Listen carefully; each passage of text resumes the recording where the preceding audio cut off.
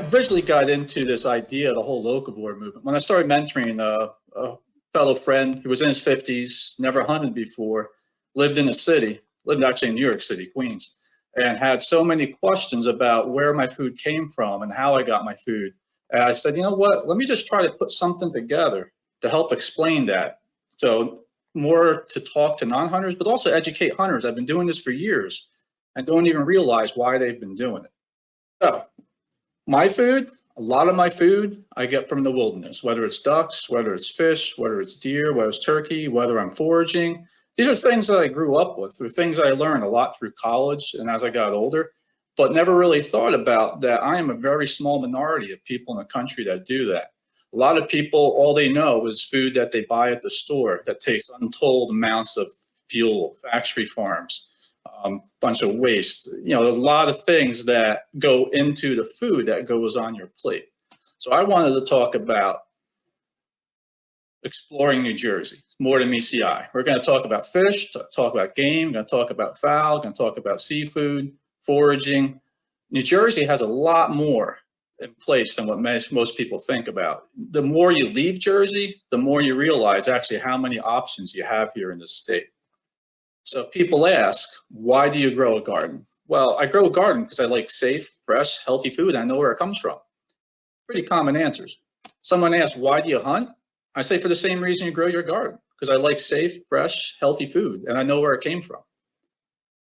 How local are you?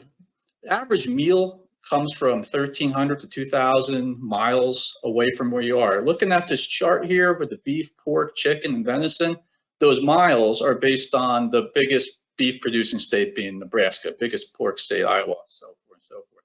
The further that food is coming to you, the more fossil fuels are being used to get here. So you hear this term locavore. It's a relatively new term, something I didn't really hear about until about 10 years ago or so. And it pretty much means that one who eats food harvested locally whenever possible, be it game, be it fish, be it, you know, fruits, vegetables, foraging for mushrooms, things like that.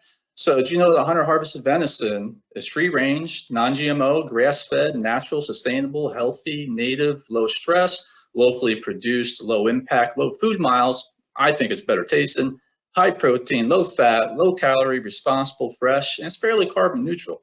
Now you notice there's one term in there that I didn't use, and that is organic. A lot of people use that term organic, they throw it around, not actually knowing exactly what it means. When you talk about organic, it's only, animals only as organic as the food it eats.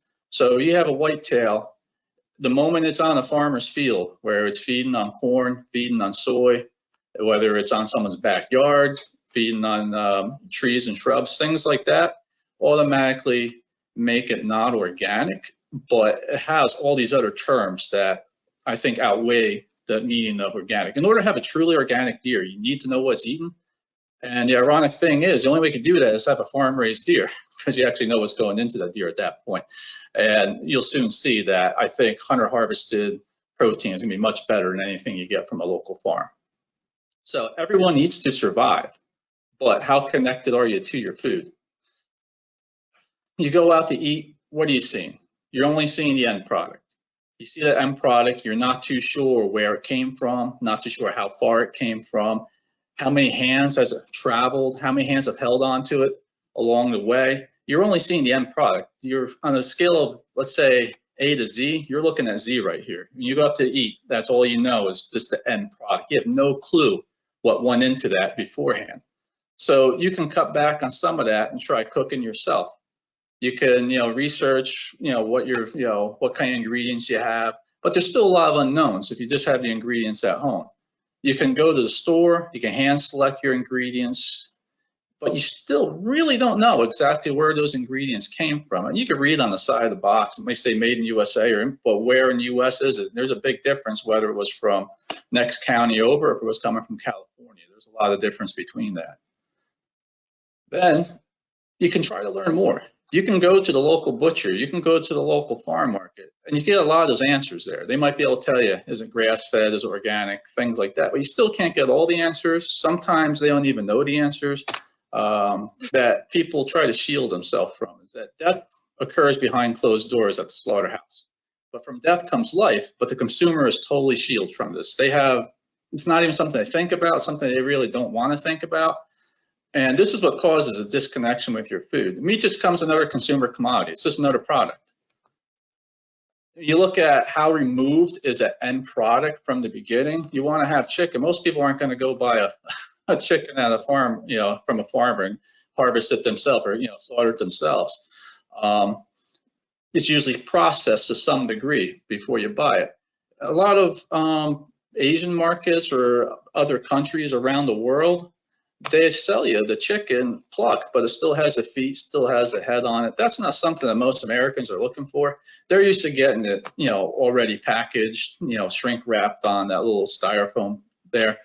Now that still has the bone in it. Sometimes people it's still a little too close to like the live animal. So you take the meat off the bone, it's a little more palatable. Some people, it still has a skin on it. You take the skin off, and now you got nice chicken tenders. Well, there's still some people that are freaked out when they see the grain of the meat. They see, I don't know, a vein or something there. So the most far removed you get from that chicken and still be considered chicken is when you get this machine separated rib meat from a chicken where they mix it up in a slurry and then they throw it into a mold and gives you those star-shaped or fish-shaped chicken nuggets right there. There's a lot of other steps that are behind that are hidden from the consumer. You got the growing of the feed, the growing of the livestock, the transportation. Every one of those is more food miles and more energy expended, more fossil fuels being burned. But you look at the hunter-harvested game, he plays a much more active role. He hand selects what he's looking for. I, as a hunter, I deer hunt. It's one of my favorite things I do. I don't shoot every deer I see. I might let a younger buck walk. I might let a fawn walk. I might have a doe that has fawns I might want to take. But other times a year, that's my decision. Now, compared to animals that are, kept in the farm their whole lives, I think that animal living out there is going to have a much more, what they call happy meat there. Uses a lot less fossil fuels when you go to harvest that animal there. Now, two key points I want to go over here. These are two things that when I talk to some college classes, this is what really opened up dialogue here. People don't think about this, but deer don't die of old age in New Jersey. There's no such thing as deer just having a heart attack and keeling over, okay? Back in the old days, we used to have to bring the deer in person to be checked in. At the deer check, we would age the deer. I probably aged about 1,500 deer. And of those 1,500 deer, if I saw 5 deer that were over 6.5 years old, that was a lot. That's like 0.3% of the deer out there that were harvested were that old. Now, in captivity, deer regularly live past 10 years old. So if the deer isn't being harvested by a hunter, it's probably either going to die from a car collision. That's the major source of mortality. Or it's going to be taken down by some sort of predator, such as a coyote. Coyotes are widespread across the state. Bobcat and bear, North Jersey, they take out a lot of fawns. So I would argue that a well-placed shot, whether from a bow or a firearm, is much more humane than being taken down either by a car or by a predator. So hunter-harvested game, this is another key concept here. You can't grow corn or soy anywhere on the East Coast without some sort of lethal management, some sort of lethal deer management. When you're growing big fields, you really can't, it's not practical to have them fenced off with deer fence. So I know some people are vegetarian, that's fine. You think it's healthier, you feel better, tastes better in your mind. But if you become vegetarian because you think you're saving animals' lives, you're really being shielded from what's really going on. All right. So hopefully we got you sold on the idea that hunting's not a bad thing. Now, in order to become a hunter, there's a couple steps you want to do. You want to learn how to be proficient with the firearm or bow. Once you become proficient with that, you got to take hunter education. We've revamped our program tremendously. In the age of COVID, we have it where most of the work you do at home now, and now you come in just for a live fire shooting session. Still a lot of work that needs to be done at home, but when you come in class, it's a very efficient way that we're getting it done, and we're putting very safe, high-quality hunter in the field. Now, if you're really not too sure if you want to start hunting, we have a thing called the Apprentice license, where you can buy up to 2 apprentice licenses, same price as my license would be, You just have to be with a mentor with you out there who also is licensed. And you have to be at least 18 for firearm and 14 for bow. The object is, let's get you out there, give you the experience, hopefully get you hooked, and then hopefully we'll see you come take hunter red sometime down the road. After you do all that, you still got to maintain your practice. Be sure that you're proficient with that firearm or bow. Quote here, Henry David Thoreau. Usually he's seen more as a preservationist, more on the left side, but he's got this one cool quote I like. We cannot but pity the boy who has never fired a gun.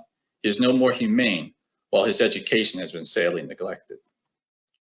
So the hunter, I would say, knows more about his food than any other consumer could possibly know about their store-bought meat. The hunter, he studies the animal's life. He studies its habit, his life history. He knows where the food sources are, what the animal eats, learns where the bedding areas are. He prepares year-round to harvest that deer. The hunter knows more about that animal than any casual observer could ever understand. Hunter has a deep connection to the land, and from that deep connection, it leads to greater land management, land preservation. And the sportsmen put more money into conservation than any other group that's out there. So the consumer at the restaurant, what's he see? He just sees the end product. Like on that scale of A to Z, he's just seeing Z. The hunter experiences every single step along that journey from the field to the plate. Now, some people, if you don't butcher the deer yourself, some of that alphabet you're missing there, you may be missing from, I don't know, N to S, okay? That is out of your hands for a while. You can reduce the unknowns by butchering the deer yourself. It might seem like an undaunting task, but it's really, really not that hard. There's a lot of YouTube videos on it. I believe with the R3 program, we're going to be doing some deer butchering programs later on this fall. You can't mess it up. What happens if you mess it up? You just get more chopped meat and more stew meat. But I find a lot more satisfaction doing it myself. And I know 100% that I'm getting my own meat back because I'm doing it myself. Just to get started, real sharp knife and the butchering block is all you really need. The first thing I would buy extra on top of that would be a meat grinder. I find the electric meat grinder I got was a godsend. That saved me a lot of headaches with the hand grinder. And the next thing I would get was also a vacuum sealer. So meat grinder, I don't know, 150 bucks, vacuum sealer, another 60, 70 bucks. Those are the two main things I would get after I have my high quality knife. So looking at the younger generation, very health conscious, gyms, personal trainers, diets. I was under the impression that more people must be becoming vegetarian because it seems to be more forefront there in the news or just in, just in life in general. But I was surprised when I looked, this is a Gallup poll that went back all the way back to 1999, 20 years. It really showed that the percent of people that are vegetarians has pretty much remained the same. Percent of vegans went up slightly, but really pretty negligible numbers right there. Looking at the age class, usually younger people tend to be vegetarian, usually lower income.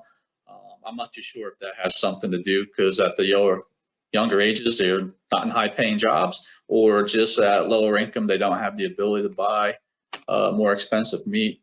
Political ideologies, generally more liberal side is where you're going to see more vegetarian there. But while overall meat consumption might be down across the country, the number of people that actually eat the meat is relatively stable. The one sector of the meat market that has increased has been the organic meat, and traditional motives for organic was concern for the environment. Actually, now that's been eclipsed. It's now bigger answer is because people are concerned about health and food safety. When you're looking at health, I had that chart up before about how healthy venison is compared to all your other farm-raised meat. Look at the fat content about everything that's out there. The fattiest wild game you're going to eat is a goose, and that's equal to a lean chicken right there. I was also surprised to see squirrel has the second highest fat content, but at 3.2 grams of fat compared to a pork that's 14 grams, it's tremendously more healthy. Now, you also got to think, wild game meat, that doesn't get recalled. So think about that. Every so often you see on the news, when there's a recall, it's like half the country because there's very few slaughterhouses across the country. Most of them are done in only there's a small handful. So when there is an issue, it affects a tremendous number of people out there across the country.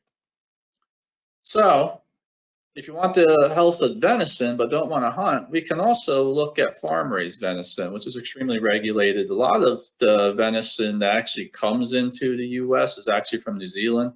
So I just started going online and trying to go to this one online company and see how much, if I was to buy venison, how much it would cost, and breaking what a whitetail down, like a 1.5-year old whitetail. Looking at that sirloin, man, that's $25 a pound. Boneless loin, $28 a pound. So I worked it out roughly. It was just about $650 worth of farm-raised venison to equal one deer that I harvested for my hunting license of $3,150 for my archery. So you can get healthy meat, but it is extremely expensive. But it also brings you back to the dilemma of that the farm-raised animals are using a lot of that fossil fuel, especially if it's coming from out of the country. That's a lot of fossil fuel in order to get that to come here into the U.S. and come here to the great state of New Jersey. So looking at the numbers, we have roughly 325 million people in the U.S. That equals about 126 million households. Last study I saw showed about 42% of them have at least one firearm in their house, yet under 4%. This is across the country. Jersey is much less than 4%, but across the country, under 4% of the population hunts. So that means there's 38% of the population out there that has a firearm in their house, has the ability to buy a firearm, but don't hunt just yet. Buying a firearm in Jersey, it's a bit of a headache trying to get that firearm ID card and just trying to navigate all the laws there and the time frame it takes for you to get that firearm ID card processed and get it from your state or local PD. If you want to get hunting right away, jump into it with a bow. Crossbow is a really easy way to get into the sport. You can get very safe and efficient with it very quickly. You don't have the special permits. There's no special extra fees, waiting periods, NICS checks, nothing like that. Hunters, they generate almost $25 billion in a year to the U.S. economy. That works out to about a little under $2,000 a person. Now, I can tell you, I spend a lot less than $2,000 a year on hunting. I think you average in a couple trips out west, spend $10,000 on elk. That helps balance out me, who's only spending not nearly that much. But if you are spending $2,000 a year, we just showed that to buy that venison, that would be close to $650 a piece. So 3 deer, and you're already paid for it. That's a good thing to justify to your significant other. Now, sportsmen, they pay a lot of excise taxes, and this taxes have been around for a very long time. Pretty much you wouldn't have known about it unless I told you about it. There's 11% tax on guns and ammunition, same for bow and arrows. This is called the Pittman-Robertson tax. Then there is also a 10% tax put on your sport fishing equipment, 3% on electric outboards. And you notice that the mountain bikers, camping equipment, they don't pay any of this, but they're using a lot of the same properties that the hunters are using, that the hunters funded. So the first of these excise taxes was from 1937, commonly called the Pittman-Robertson tax, Federal Aid and Wildlife Restoration Act. Movement started for this under Teddy Roosevelt. It was finally passed under Franklin Roosevelt there. That put the 11% on the firearms. Now, the Dingell-Johnson Act, which came out in 1950, that's the one that added to the fishing. And it's put on at the manufacturer's level, so you don't even realize that. You buy, I don't know, let's say a Remington shotgun for $500. What's that? $55 of that goes into that, this pool of money to be divvied up to the states. All that money we get provides funding for the selection, restoration, improvement of wildlife habitat, wildlife management, wildlife research. Our hunter education program is 100% funded through that. And there has been a new modernization act, a new addendum to that allows it for the R3, the recruitment, retention, reactivation programs. So because of this, all these monies that the hunters pay, deer, turkey, wood duck populations now at some of the highest numbers ever on record. 100 years ago, there wasn't, these numbers were tremendously less. Turkey right now are in 49 states. So one state they're missing is Alaska. That's just not the right habitat. But even in Hawaii, where they weren't traditionally there, they've been reintroduced or introduced and have become a very huntable species out there too. So I would say the opportunity to harvest wild game has never been greater. Our well-regulated management plans are in place to optimize wildlife while keeping them within cultural carrying capacity. And that's something that is sometimes hard to explain to a non-hunter. We explain that we're harvesting just the excess of the animals to keep them within their carrying capacity. But there's other animals that we try to harvest excessively in order to reduce the population. So look at Canada geese. The migratory ones that are coming down in November, December, you're only allowed to shoot, last year was 2 birds, this year it's going to be 1 bird. As contrast, September, we have the resident geese season. We have geese all over the place on golf courses and lawns and stuff like that. That's a 15 bird limit. So we're set our management plans to try to figure out what our objectives are. So areas where we have too many geese, areas where we have too many deer, we got extremely liberal seasons to try to reduce those numbers. Other areas, we're just pretty much skimming the fat from the top and keeping the population stable. And one thing you also got to think of here in the U.S., just by virtue of your citizenship, everyone has an equal opportunity to hunt. If you go to other countries over in Europe, over Africa, it's very limited on who can hunt. It's only the upper class that can hunt. Here in the U.S., everyone has equal opportunity. So deer hunting, that could be expensive. It could be real expensive. It doesn't matter how expensive you want to make it be, though. You can hunt with your friend. You got your apprentice license. Want to take somebody out? 2 tree stands, $200 a piece. They come with harnesses, but I like to buy an aftermarket harness. Those are $100 a piece. Some fancy camo outfit, scent blocker. Next thing you know, you're at $900, and you're not even sure if you want to go deer hunting. You're not even sure if you like deer hunting. You can go out and buy a 2-person ground blind for $100. When you're hunting inside the ground blind, you actually, black even works better in camo. You're just sitting in the shadows. I'm sure you're already probably on black. Don't have to worry about any anxiety or safety concerns because you're not up in the tree. It's warmer in the cold months, and it's only $100 invested. Now, you can also look at small game. You can spend a ton of money on a bird dog, and you got to train it, vet bills, dog food, going out semi-wild, lease. Next thing you know, you could be up in the thousands of dollars before you even think about it. Or you can test drive small game hunting, squirrel hunting, orange hat and vest, box of shells, $25, you're out in the woods there. And squirrels are readily available pretty much. You might not find a deer on public property your first time or second time. I guarantee you're going to find a squirrel. And while you're out there squirrel hunting, especially if you're not a bow hunter, you're only firearm hunting. You can't firearm hunt deer until December. Here you got October, November to actually scout for those deer while you're squirrel hunting. And you'll find that the squirrels like the acorns. Well, that's the same place the deer like. As you're out there, you're finding rub lines, you're finding tracks, you're finding scrapes. It's going to make you a better hunter overall, just by spending more time in the woods. And squirrels is one thing that encourages me to be out in the woods. And for a newcomer, especially a kid, don't have a lot of patience, much better chance finding that squirrel than there is that deer the first time you're out. So talking a little bit about anthropomorphism, that's where people attribute human traits to animals, mammals versus birds, perceived food animal versus perceived trophy animal, the abundance, all this plays into people's minds about their opinion and acceptance of hunting. Animals that are mammals and more closely, superficially looking like humans are going to have a lower approval rate. People think of bears or omnivores. They eat my garbage, okay? They eat the same things I eat. But there's perceived thing is that they're not abundant, and that's a complete myth when you're here in North Jersey. And there's a complete myth that these things are hunted purely for trophy, just for their head and hide, and that's it. Now, ironically, pre-colonial times, the black bear was actually considered the food animal, and whitetail was actually considered the animal that they were shooting just for the pelts. You look at a whitetail, it's generally more publicly accepted animal to harvest than our predators and our big omnivores like that black bear. It's an ungulate, it's further away from a human. It's also known to be more of a food animal. People think of a cow, people think of a deer, relatively same kind of food diet. Maybe a little more acceptable for someone who's a non-hunter to try it, or a non-hunter to start hunting to try to harvest a deer.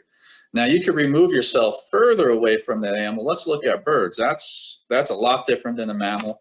You look at that turkey, it's not cute, it's not cuddly. It does have something in common. We both got beards, but it's something that I know a lot of hunters get started on turkey. It's a nice time of year, it's interactive, you're talking back and forth to each other, but it's not considered like that little cute and cuddly thing.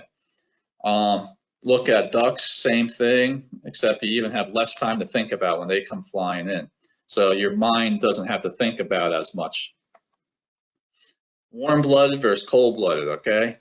You can't get much more removed from a mammal, from a human, as looking at a fish. You don't see too many Disney movies that have fish as stars, maybe Nemo, but I like to consider fishing as the gateway protein. Most hunters, I would say, are fishermen, okay?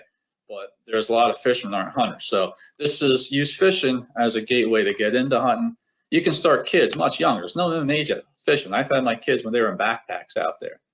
There's no special certification. It's not like I got to take a hunter ed class. I don't need a fishing ed class to go fishing like I do for hunting.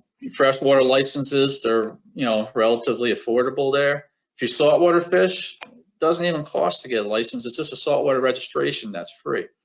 Now, you hear that term organic being thrown around a lot. I would argue that most of the fish you're catching are organic, but it's a weird buzzword that you don't see people talking about at the grocery store. They usually say wild, but not organic, even though the fish is more than likely going to be organic. The things that might not be are trout. The trout that we're stocking, that's not organic food. Now, they just stocked the Pequest this afternoon. Guys that are catching the fish that are out of the truck, I would say they're not organic. Ones that were stocked in March, those fish have been feeding on naturals for the last 3 months. Those, I say, would be pretty close to organic if you really want to split hairs with that term. Keeping it local. This whole program is all about Locavore, right? So here we are, we're keeping it local. Support your local shops. You can buy stuff online. You don't even know what the heck you're getting. At local shop, ask for advice. They're going to get you the stuff that is going to work at that location for that time of year. They want to see you succeed, because if you succeed, you're going to come back and buy more stuff. So I always recommend support that local guy as much as possible. Now, people are concerned about health warnings on food, bioaccumulation of heavy metals, things like that. You can reduce that by feeding lower on the food chain. Apex predator, like that bluefish there, he eats everything that swims. He's on a higher trophic level. He's going to have more contaminants than something lower on the food chain, like that porgy, or sometimes people call him a scup, depending where you are in the state. That's not a meat eater, really. He's feeding on little crustaceans, clams, things like that. There's going to be less contaminants probably in that porgy than there is going to be in that bluefish. Now, I wouldn't let those warnings scare you away. You just got to, outweigh with the benefits from things that aren't as much of a benefit. If you are going to keep a bluefish, I'd keep a smaller one, and all the fatty acids where the toxins are going to be in the skin and the dark meat. So any fish that has a dark meat line, I'm going to take that dark meat out. So if you're also concerned about the health warnings, feed younger fish, eat younger fish, okay? Striped bass is a 28 to 38 inch size limit. There's also a special bonus tag you can get. The bonus tags are good for a fish between 24 and 28 inches. You need to have that tag ahead of time. I believe that season might even start on Saturday. A 24-inch fish is 5-year-old. 28-inch fish, 6 years old. 38-inch fish, that's a 12-year-old fish. There's a big difference between 6 years and 12-year-old, especially with their diet. They eat virtually anything that swims in the ocean you can find in a striped bass stomach. Eels, crabs, clams, bunker, you name it, they'll eat it. So I prefer to feed a little lower in the food chain. Panfish, they're called panfish for a reason. They're meant to go in a frying pan. I do a ton of ice fishing. If you saw my ice fishing presentation, I talked a lot about how good these panfish are over some of the bigger predatory fish. So try and figure out where the heck am I going to go fishing. We have some brochures, places to fish brochures. They got big tables, lists that go through the town, the owner, the acreage. Does it have a boat ramp, species you could find there? It also has a list of the common species throughout the state, where you can find them, like what kind of habitat, what time of year, what kind of tactics to catch them. Now, this is even cooler because just about a week and a half ago, we had this new Great Fishing Close to Home New Jersey app that just came out. It's great. You see the map. You see the map of the state there. You can zoom in to see whatever spot you want. You click on it. It gives you a brief description of the place. You can search. It tells you what type of fish species in there. But you can also use GPS. Just click and find out what's close to me. You can search it by species you're looking for. This just came out a couple weeks ago, like I said, a week and a half ago. So play around with that. You can find out where all my spots that used to be secret are, because they're no longer secret, because everything's available for you. Now, fishing, just like hunting, you can make hunting expensive. You can make fishing expensive. You can buy a $1,000 reel. You can spend $1,300 on a fly rod. You can go offshore and catch some really yummy fish. You can catch some bluefin tuna or tilefish. You could spend, I'm not sure how much money a 30-foot boat costs. I know it's out of my price range. Or you can make it affordable too.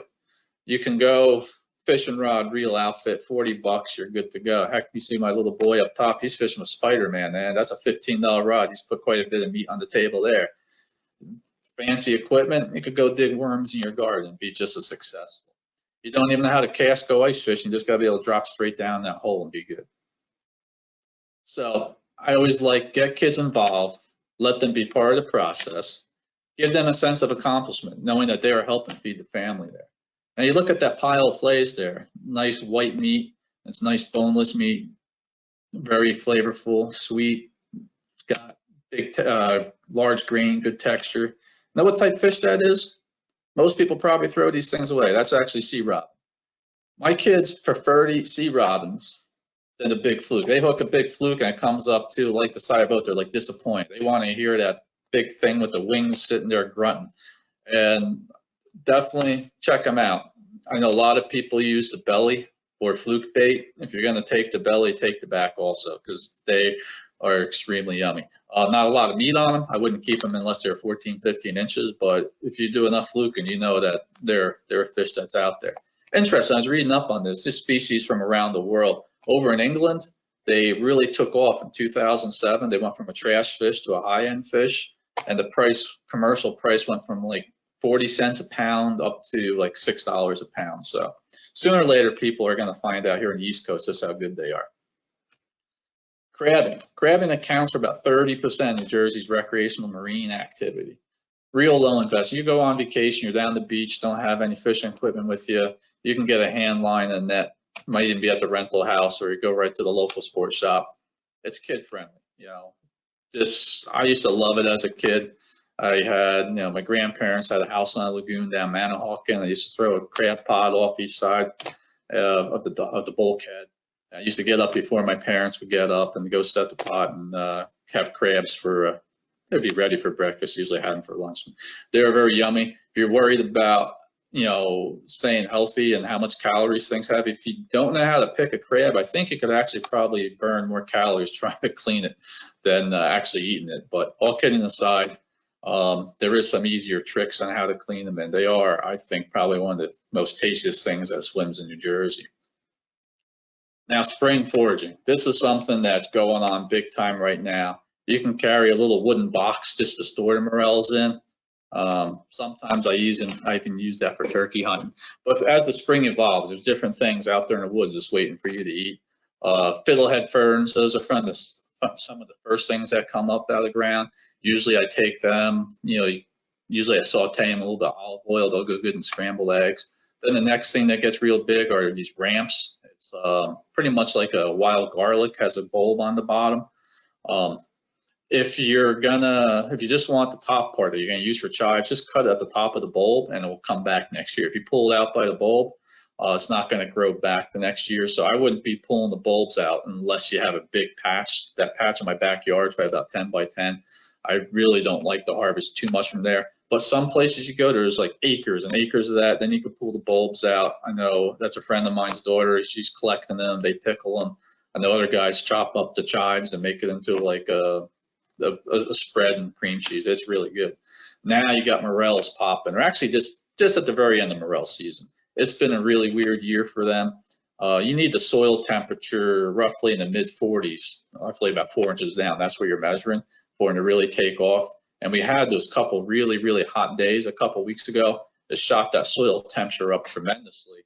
And it really wasn't much going on. And then all of a sudden we started getting rain every other day and it cooled off. And the morels that are out there just exploded. Now, morel, most mushrooms, 99% of it is underground. It only shoots up the fruiting body, the part we eat, when the weather conditions are perfect. And when the weather conditions are good, they just keep growing and growing and growing. to the point where right now, any morel I'm finding, I can't find one that's under like 4 inches. Other years, that would be like the biggest I could find. Didn't find nearly the numbers this year, but I think if I was to weigh what I got this year and weigh what I got last year, I'm thinking I'm probably ahead this year. So where to find them? That's a hard thing to answer. You find them near burn sites, near deer trails, certain pine trees, certain deciduous trees, mixed gross forests, near stream beds, near Sasquatch dens, at the end of the rainbow, dead trees, live trees, east side, west side. Let's see, near the resting place of Jimmy Hoffa. When to find them? 2 days after the rainfall, early, before you think they are, before the after. It's when dandelions are blooming. That's the best time. It's hard to figure it out. Trying to find a pattern. What I found is if I do find them, I look at the tree species. There's certain tree species that morels prefer. The last couple of days, I've been finding underneath sycamores. Other times of the year, like a week or two ago, I was finding them more under hackberry and black cherry. If you find elms, they're usually around there too. But what I found is if I do find where I have a decent number, you can go online to USGS and pull up a soil map and find out what soils they're in, and then that gives me an idea on where to go search other areas that have similar soils. I could pull up with 5,000 acre area. You can just draw a map, draw a box on wherever you want on the map. Within the 5,000 acre period where my house is, there's 32 types of soils I found, and out of those 32, I've only found morels in 3 of them. So it's just a way to set a pattern up. And the one thing you'll find out when you think you have it found out, you realize you knew nothing. Always learn. And while I'm out there this time of year, I'm finding shed antlers, I'm finding deer trails, I'm looking for turkey sign. Sometimes I'm even finding turkey if I have my box call with me and my firearm. But it's just something I really got addicted to the last 2 years, and I've been having a blast out there. It's great with the kids because there's not much planning. Just grab a knife and a bag and you're good to go.